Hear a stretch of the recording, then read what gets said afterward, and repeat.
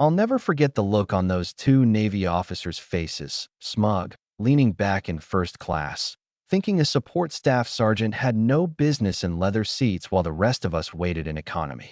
Yeah, that happened. Staff Sergeant Evelyn Mercer had just been escorted back to her assigned seat, like she'd been caught sneaking into a VIP lounge. The thing is, that story didn't end at humiliation. Not by a long shot. The morning fog at Heathrow hung thick over the tarmac, curling across the runway like cigarette smoke in some old dive bar. Evelyn moved through Terminal 3 with that quiet, precise energy only years in the military can teach you. Duffel over one shoulder, posture straight, hair pulled back in regulation bun. Nothing about her screamed for attention, and that was exactly how she liked it. Her boarding pass said row 29, seat A, economy. That was fine. She wasn't expecting a free upgrade. So when the gate agent handed her a fresh slip, first class, 3C, she blinked. Surprised. Thank you, she said simply, sliding into the plush seat, the faint citrus smell of cabin leather filling her nose. That should have been the end of it, but across the aisle, two men were watching. Mid-30s, broad-shouldered, Naval Academy rings glinting. Officers, no question. One whispered loud enough for her to hear. What's she doing up here? His buddy snorted. Probably a diversity hire. Admin staff who thinks they belong in first class. Evelyn didn't look up. She'd heard whispers like this before. Motor pools, mess halls, deployments. Men deciding who deserved what, like the world still revolved around their comfort. Then the flight attendant crouched beside her, apologetic, caught between protocol and those uniforms. Ma'am, there's been an error with your seat. Could you move back? Evelyn closed her book, nodded once, and rose. No drama, just compliance. She passed the smug officers, hearing their whispered commentary trail behind her like smoke. Support staff, give them a uniform and they think they belong anywhere. She didn't respond. She never did. Back in row 29, crammed among the other passengers, she wedged her duffel under the seat and folded her hands. Her face said nothing, but inside, that old familiar weight pressed down. Humiliation carried like extra gear on a long mission. Engines roared. The plane lifted, clouds swallowing the English countryside until it looked like a model railroad beneath her. Around her, people avoided eye contact, piecing together their own versions of the story. Evelyn didn't mind invisibility. She'd spent years working in shadows, beside cockpits, beside helicopters, fixing what others didn't notice until it screamed. Still, she couldn't ignore the hum beneath her. The subtle shifts in engine rhythm, the vibration patterns, the way the wings flexed. Her instincts listened when most couldn't. She'd been in enough military aircraft to know when machines talk. And over the Atlantic, something whispered. It started with a smell. Faint, acrid, hiding under coffee and cleaning solution. Overheated wiring. Then the cough from the left engine. Barely noticeable to anyone else, but her eyes narrowed on the wing, tracking patterns. Lights flickered. Bins rattled. Smoke curled from ventilation above first class. People started to panic.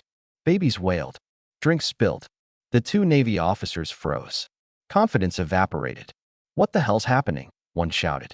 Fear stripped their authority, and suddenly, they were just passengers like everyone else. The intercom crackled. Calm, measured, carrying authority. The captain. We are experiencing technical difficulties. Please remain seated while we resolve this. Silence. Tension thick as smoke. Whispers spread. Engine trouble. Electrical fire. We're going down. Evelyn didn't flinch. She cataloged every sound, every vibration, every flicker. This wasn't turbulence. It wasn't a glitch.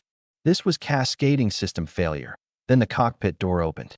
Captain Marcus Kane stepped out, and the cabin shifted. Not height or posture, but presence. Commanding, precise. All eyes caught in his orbit. Navy officers pounced, demanding answers. He didn't blink. He dismissed them with a glance. Then his gaze swept past economy until it landed on her. Evelyn. Lightning. Yes, sir, she said, throat dry. Her career, her knowledge, suddenly the only thing standing between 200 lives and the Atlantic. The cockpit was chaos. Alarms flashing red, Hydraulic pressure fluctuating, the left engine groaning. Autopilot dead, multiple systems failing. Kane needed someone who understood machines like people, lived in them, felt their stress. Evelyn dropped into the observer's seat, harness snapping over her chest. She ignored the panic, the warnings, the flashing lights. Pattern spoke to her. Within seconds, she identified a false thermal reading. Cross-referenced backup sensors. Left engine stabilized. Not perfect, but alive. Next, hydraulics. Cross-feed valve stuck, pressure bleeding wrong. She instructed reroute through auxiliary. First officer hesitated. Kane nodded. Systems responded. Rudder smoothed. Aircraft steadied. Step by step, she traced imbalances, calibrated sensors manually, spoke in the language of metal and fluid and current. The plane obeyed, inch by inch. Outside, storm clouds roared, lightning painting instrument panels in brief, terrifying blue. Turbulence slammed the plane, jolting passengers against restraints.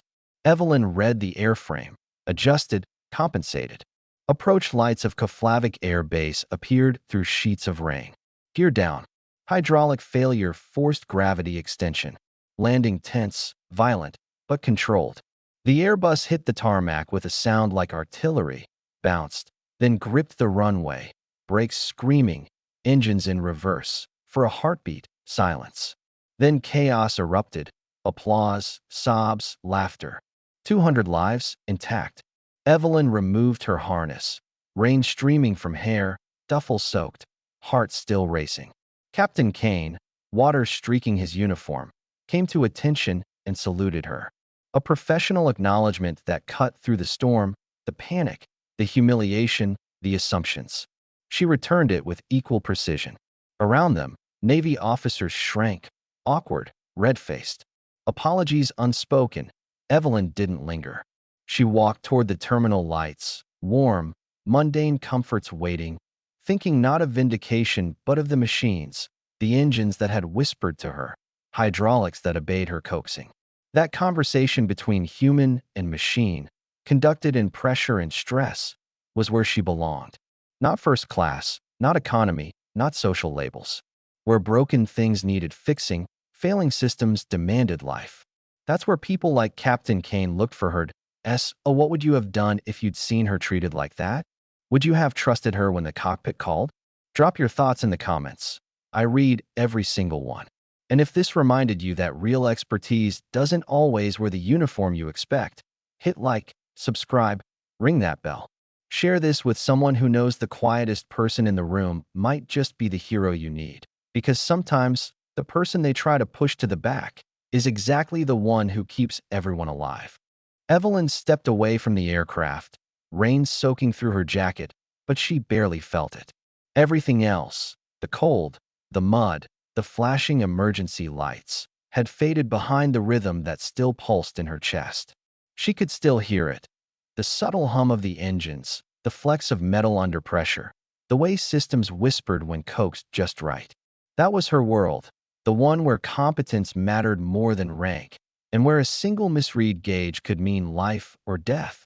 Passengers were milling around, clinging to their phones, wrapping themselves in blankets, eyes wide and still trying to make sense of what had just happened. Some were sobbing quietly, others laughing in relief, some staring off as if the world itself had shifted beneath them. And through it all, the two Navy officers stood apart, shivering, rain plastering their uniforms to their backs, their earlier arrogance stripped away like paint under sandblasting. One dared to glance at Evelyn, face flushed, eyes avoiding hers for longer than a heartbeat. The nod he offered was awkward, almost broken, a silent apology for assumptions they had no right to make. The other avoided the scene entirely, focusing on the runway as if it held the answers he didn't want to confront. Evelyn didn't linger on them. Their recognition, their shame, it didn't matter. What mattered was what she had done, and more importantly, what she could still do. She slung her duffel over her shoulder and started toward the terminal, boots squelching in the rain-soaked tarmac, each step carrying a sense of ordinary survival that felt extraordinary after what they'd all just endured. Around her, emergency crews worked like clockwork, flashing lights reflected in puddles that rippled under the wind. Everyone else was processing survival. Evelyn was thinking 2 steps ahead, scanning for any signs of lingering mechanical stress in the aircraft, noting the smoke stains along the wing, the flecks of the fuselage under load. Inside the terminal, warmth hit her like a wall. Heated air, the smell of coffee, the chatter of travelers who hadn't yet realized how close they'd come to disaster. She paused briefly, letting the normalcy wash over her, but her mind was still in the cockpit, still running sequences, still listening to machines speak in their subtle, precise language. That conversation, the one between human and machine, negotiation and coaxing, stress and response, was where she belonged. That was her element. Social status, first-class seats, even recognition, those were distractions. Survival, competence, knowledge, the respect earned in the heat of crisis, was the only currency that mattered. Captain Kane's presence lingered in her mind, the way he had recognized her expertise instantly, bypassing all superficial judgments, all hierarchy. That recognition didn't just validate her. It reminded her of why she'd spent 12 years in the military, 12 years earning trust through sweat, precision, and relentless focus. Out there on the Atlantic, nothing else mattered. And the strange thing was, nobody else could have done what she did. Not the officers who mocked her, not the passengers, not even the flight crew with their procedures and manuals. Only someone who had spent a lifetime listening to aircraft, coaxing them through impossible failures, could speak their language and make them live a little longer. She passed families still gripping each other, eyes wide, absorbing the miracle of being alive. She passed the flight attendants, faces still pale, adjusting uniforms, hiding trembling hands. Everyone around her was processing fear and relief in waves, but Evelyn's mind remained trained on systems, pressures, readings. She had been given a second chance to turn chaos into order, to assert control where instinct and experience mattered more than anything else. And that feeling, that raw, unfiltered clarity, was addictive. Outside again, the rain eased slightly, leaving streaks along the fuselage. The aircraft, battle-scarred but intact, sat on the runway like a survivor itself. Evelyn allowed herself one last glance at it, noting every dent, every stress mark, every faint streak of smoke that lingered from the near catastrophe. Battle damage, she thought, both literal and metaphorical. Machines and people alike bore the marks of challenges that tested limits and demanded improvisation. Both could survive if you listened, if you respected the rules embedded in their design, if you were willing to step up when it mattered most. She turned back toward the terminal lights, warmth and dry clothes beckoning. A small crowd of onlookers followed her gaze, eyes flicking between her and the plane, trying to connect the dots between the quiet, soaked sergeant and the crisis they'd just survived. Some looked impressed, some incredulous. Somewhere in the mix, there were whispers, half disbelief, half admiration. Evelyn paid them no mind. Recognition wasn't necessary. What mattered was knowing she had earned her place, not through entitlement, not through rank or status, but through a willingness to do the job, completely, calmly, and without fanfare. The officers, still standing at the edge, drenched and uncomfortable. Evelyn caught one of them sneaking another glance, swallowing, trying to process the reversal of roles. Their earlier arrogance seemed absurd now. The man's nod, stiff and awkward, might have been an apology if he could find the words. But Evelyn didn't need it. Humiliation had been carried and now dissolved somewhere over the Atlantic. What remained was the certainty that knowledge, calm, and competence speak louder than whispers and assumptions ever could. As she stepped into the terminal, Evelyn thought of the engines, of the hydraulics, of the subtle adjustments that had prevented disaster. She remembered every jolt, every flicker, every faint whiff of overheating wires, and the way the plane had finally settled under her guidance. That conversation between mechanic and machine, silent, precise, lethal if mishandled, was where she had always belonged. Social hierarchy had no bearing there. Seats, status, approval, irrelevant. What mattered was listening, acting, surviving. And somewhere, she knew Captain Kane would remember it too. That instant when the aircraft teetered on the edge, when panic flooded first-class cabins, when every protocol failed, the person who could step in and restore order was not who anyone expected. She smiled faintly under her soaked hair. Sometimes, the people pushed to the back, underestimated, dismissed, are the ones who keep everyone alive. So, what would you have done if you were a passenger that day? Would you have trusted the sergeant when she walked into the cockpit? Could you see beyond appearances when survival demanded it? Drop your thoughts in the comments. I read every single one, and your perspective matters. If this story reminded you that real expertise doesn't always look the way we expect, hit like, subscribe, and ring that notification bell, because stories like Evelyn's are out there, quietly saving lives without applause. Sometimes, the person they push to the back is the only one who can bring everyone home.